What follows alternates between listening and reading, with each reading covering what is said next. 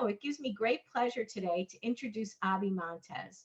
Abi is a graduate of Broward College, both an AA and an AS degree. He got his bachelor's from FAU and his master's summa cum laude from St. Thomas University. He is a two-time combat veteran. He is a full service Hollywood City of Fire Rescue Lieutenant, and he is a nationally known inspirational speaker. So, Abi, thank you for your service and tell us a little bit about your career. Well, my career actually started right at Broward College here in Central Campus in Davie. Went to the counselor and said, I'd like to do my EMT certification. And we sat down. He says, "Oh, you're in the Marine Corps." I said, "Yes, I just got out of boot camp recently, went to war." And they said, "Well, we have a GI Bill." So I sat down and I ended up registering as an EMT. And I did the one semester. I was already fire certified, and I got hired for the city of Hollywood 27 years ago. And after that, basically, I continued at Broward College. I did my paramedic later in 1996, a long time ago. Got my AA in biology at Broward College, my AA in EMS at Broward College. So I got 2 degrees there. Later on, as I continued working in the fire department, I was still involved with the Marine Corps. So I went from combat in 91 Desert Storm, and then initially I got reactivated in 2003 for the initial push to Baghdad, 8 days, 8 months in Iraq, and did the 54-day march up to Baghdad. I just retired from the Marines in 2019, 30 years of service, E9 as a master gunnery sergeant. Still working for the city of Hollywood, 27 years as a lieutenant. When I'm not doing that, I have the honor and pleasure of traveling and speaking different organizations. My last speech was last February, believe it or not, was at the Green Bay, Wisconsin Chiefs Synopsis Leadership Conference. And I did speak on leadership and situational awareness to include active intruder or active killer situations. But this year, starting to pick up again. I'm doing a lot more speeches. Got some scheduled live events where I'm excited. Going to New York City, going to Indiana, Las Vegas, and doing some things in the community. Going to DC next month with high school. So we'll talk about that because I do volunteer work with the Freedoms Foundation, and just doing that with students, just teaching them about this great country. That's what's going on. Kind of busy, but that's what's going on. Yeah, we'll definitely try to cover as much as we can. So, where did you go to high school? And then you did land at Broward College. What was your path? Well, graduated from North Miami Beach Senior High, the NMB Chargers, in 1988. Did not, didn't really have a mentor saying, "Hey, you got to go to college," nothing like that. I went straight to the military about a year after high school, 1989, and obviously in 91 Desert Storm. And when I got back from war, I was working for a rental car company down in Miami. And I said, you know what? I probably should go to college and try to get a career. And I said, what do I want to do? And that's when I decided to go to the fire college. And then after that, I did go to Broward College for the EMT. And I did get hired. Shortly after that, I got hired for the City of Hollywood Fire Department in 1994.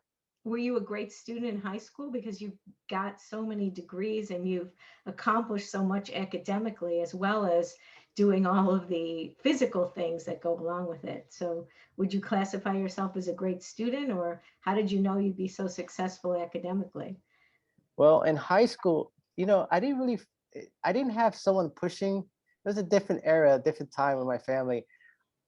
We never talked about college, separated home. My mom and dad divorced. Uh, we didn't have much money, and the focus was, hey, can we get some food? And okay, school was an afterthought. College was not something that I thought about. But as time went on, I mean, I got my master's. Most people get their master's in their 20s. I got mine at 40 years old. But I think it was the right time for me to get my master's because I can actually focus, really study, had the opportunity to get straight A's. And I really enjoy the time with the teachers, hearing what they have to share. And I learned so much at Broward College.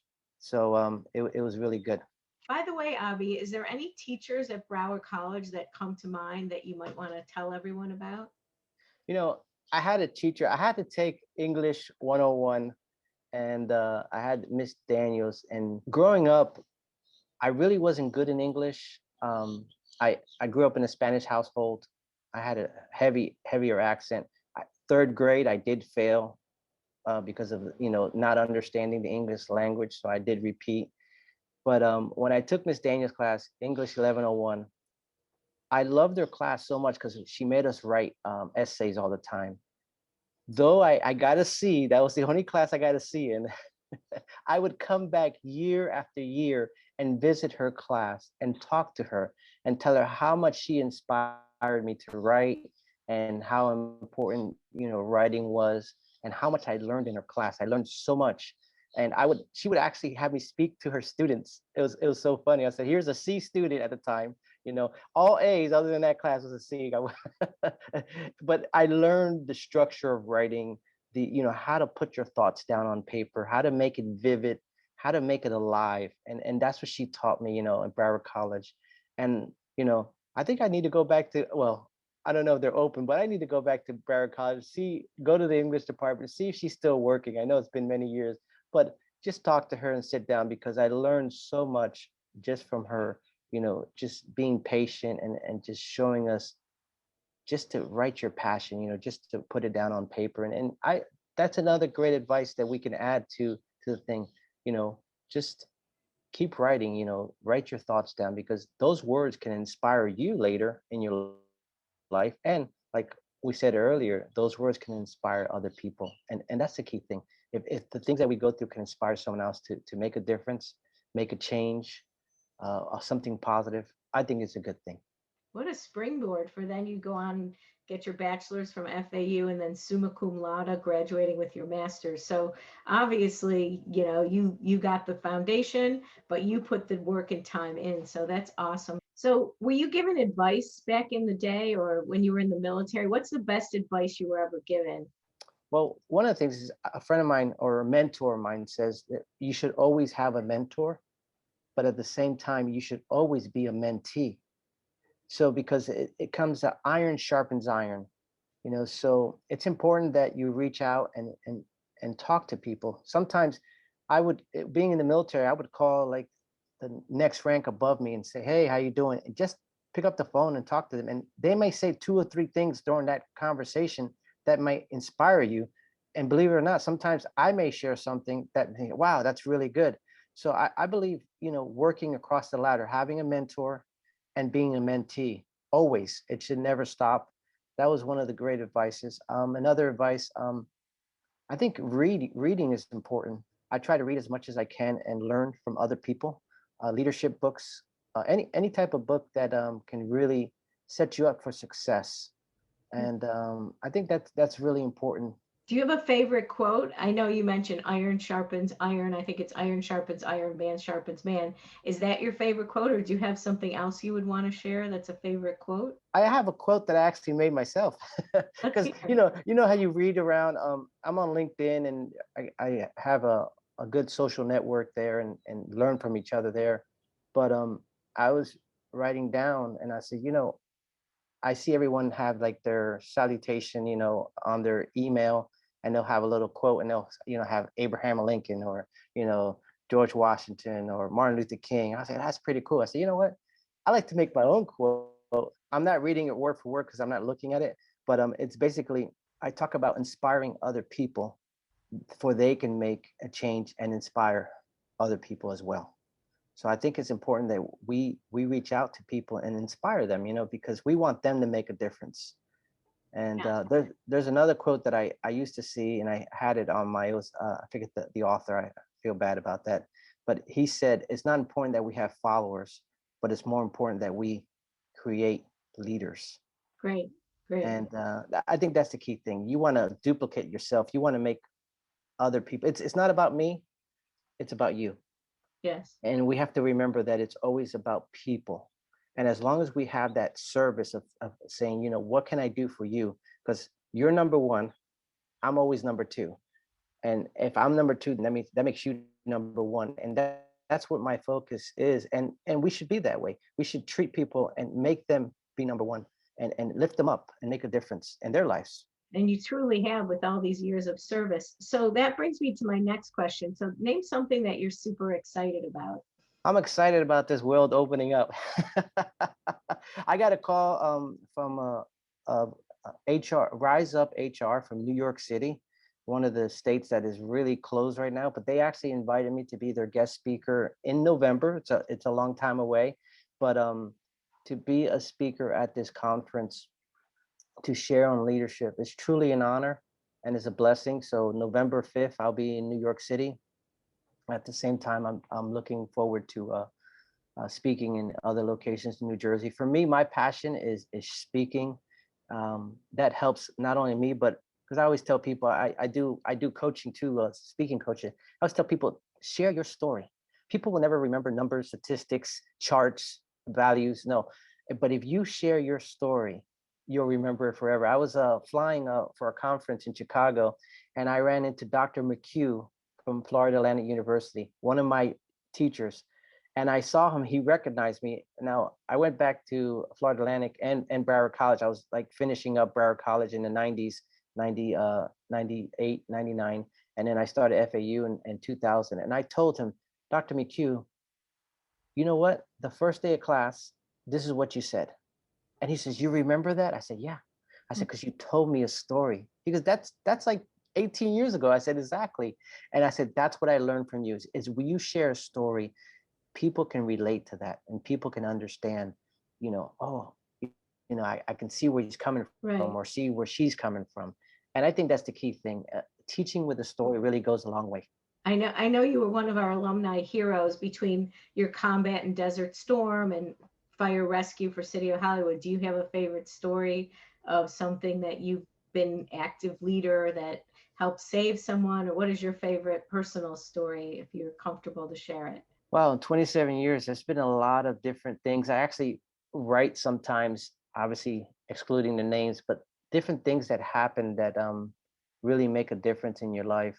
We had a call, and I this is a chapter I'm writing. I'm trying to write a book one day. I think everyone, that's what my advice would be. I know you're going to probably ask me that question. What's your Yeah. advice for the future? Yes.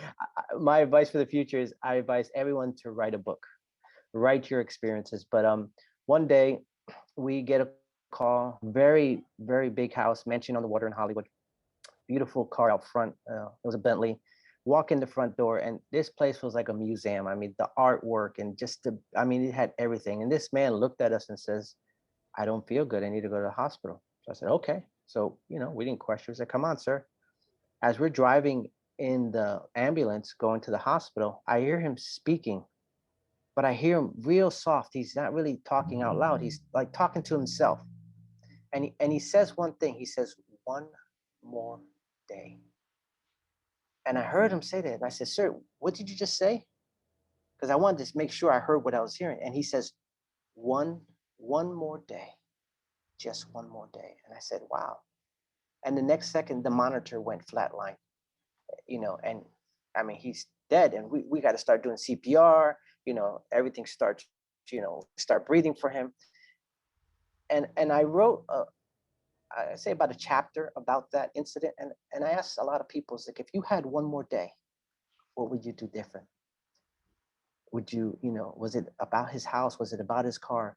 What did he want one more day? Was it to say to his wife, I love you, to see his kids, you know? So my challenge to a lot of people in that chapter is, if you had just one more day, what would you do? What would you do different? What would you say? What would you appreciate? And that's the thing, when I think about those times and those stories and those events in my life, man, life is precious. It is truly a gift. And you have to take, I woke up this morning, you woke up this morning, we have air in our lungs. I always, when I do these conferences, I tell people, take a deep breath. I said, let it out. I said, you know what that is? I said, that's life.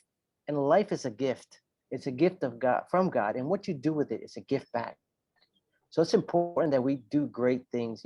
We can, there's people that make mistakes. And, I always tell people, it doesn't matter how many times you fall. What matters is how many times you get back up. The most important thing is never quit, never give up, never quit. Keep pushing, because tomorrow is a new day. Everything that happened in the past is gone. Thank God we learn from our past, right?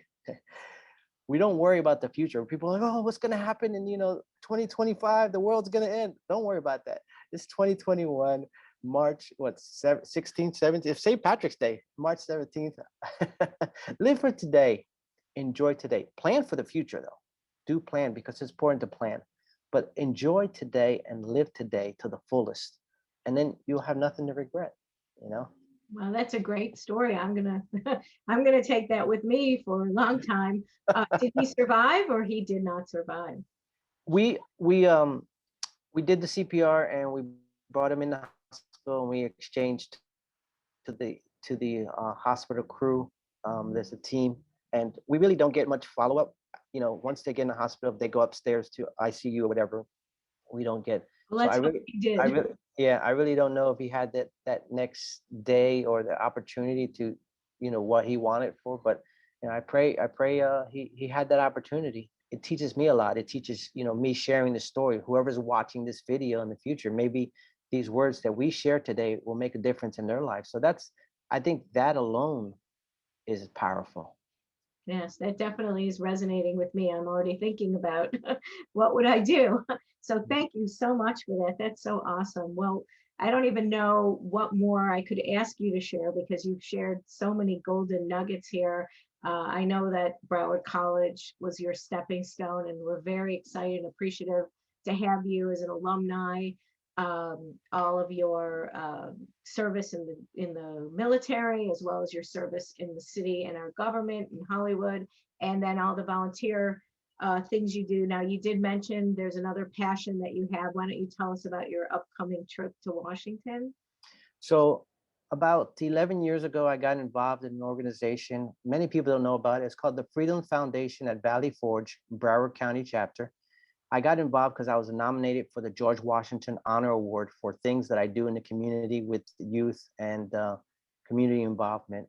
Well, they got me, they got me to join the board.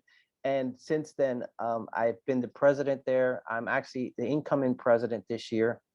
And what we do is we send 100 Broward County high school students to Valley Forge. We teach them about the basically George Washington, Valley Forge, the Constitution, the Bill of Rights, the founding fathers, everything that made this country what it is today. And I believe, I've been to other countries and I know some people say, oh, this country is not so good. I don't believe that.